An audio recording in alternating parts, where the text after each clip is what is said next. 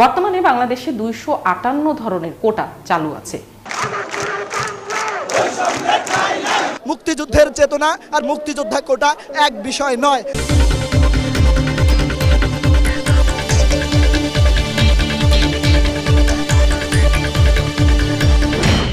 গেল সপ্তাহ জুড়েই আন্দোলনে মুখর ছিলেন বিশ্ববিদ্যালয়ের শিক্ষার্থীরা। ঢাকা বিশ্ববিদ্যালয় শুরু হলেও এখন দেশের সবগুলো বিশ্ববিদ্যালয়ের শিক্ষার্থীরাই কোটা বিরোধী আন্দোলনে সামিল হয়েছেন। কিন্তু কোটা বিরোধী আন্দোলনটাই বা আসলে কি, কেন হচ্ছে এই আন্দোলন, চলুন একটু জেনে আসা যাক।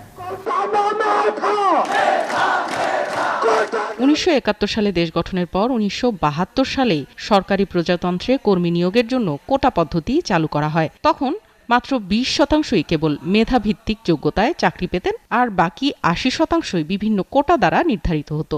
এরপরে 1976 সালে এই মেধাভিত্তিক